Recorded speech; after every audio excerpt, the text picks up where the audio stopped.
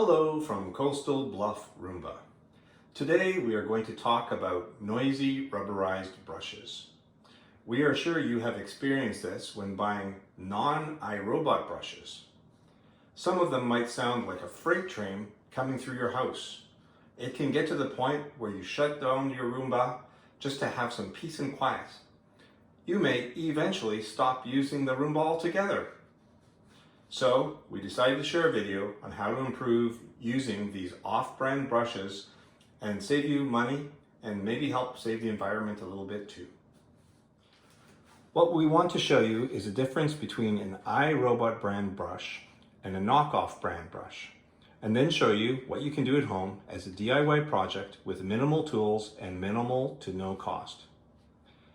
Doing this should improve the sound of any rubberized brushes of the S series Roombas, these are the long brushes, or the E, I, and J series Roombas, these shorter brushes, these are the knockoffs. And you can also use this trick for the 800 or 900 series Roombas too. So let's get started. To do the work today, you will need pliers or a tweezer, a pair of scissors, some foam packing material, and that's it.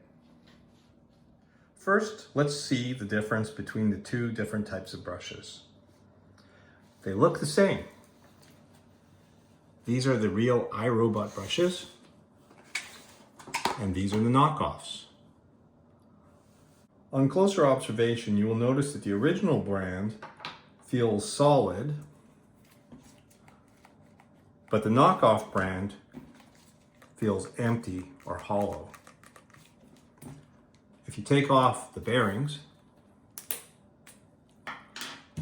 you can see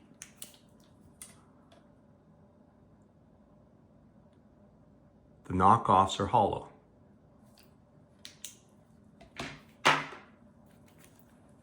Whereas the real iRobot brand are solid. That's because they're filled with foam.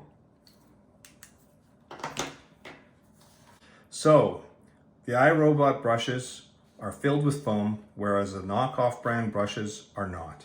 They are hollow. This is the major difference that causes the knockoff brand to be much noisier.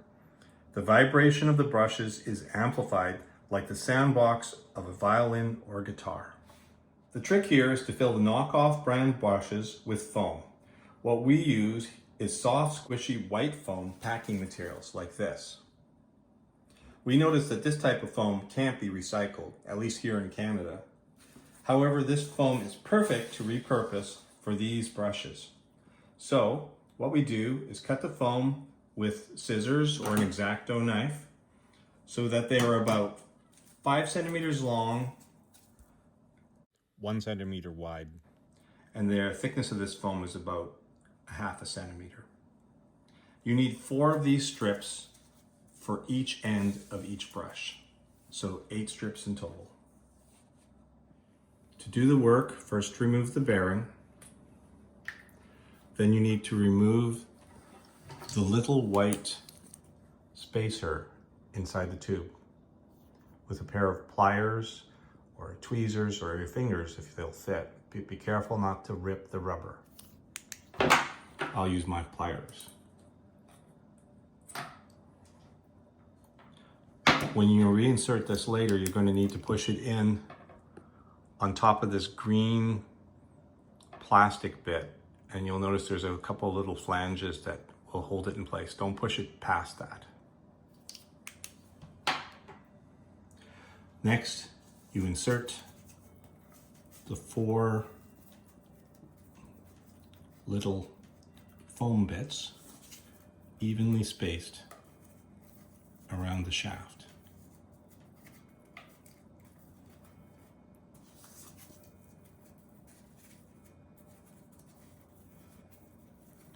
They're a bit snug.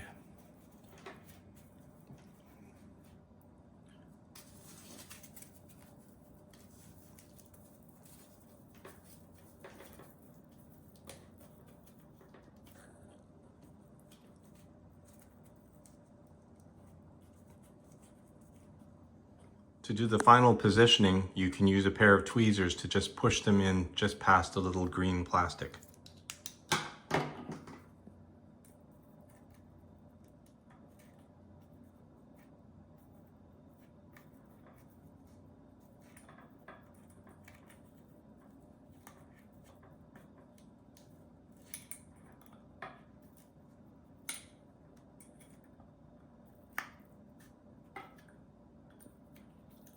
If you need to, you can pull them back up a little bit too.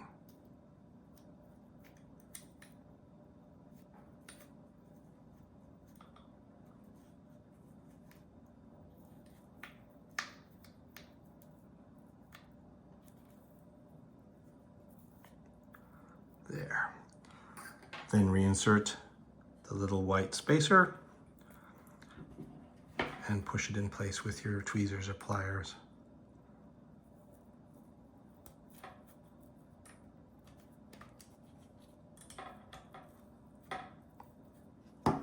Or your finger.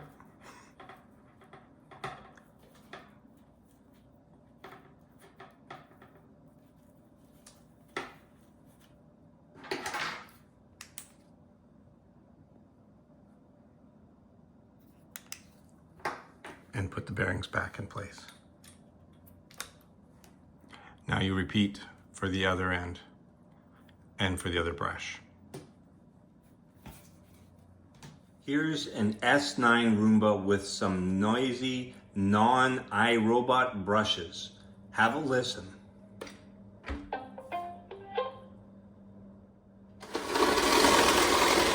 OMG!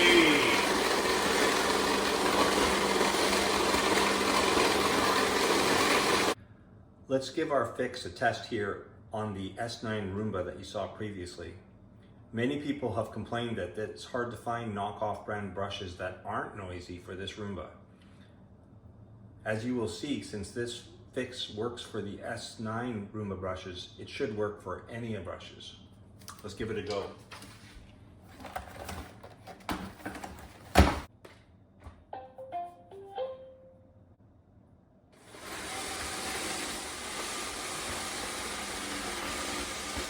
We hope you found this video helpful.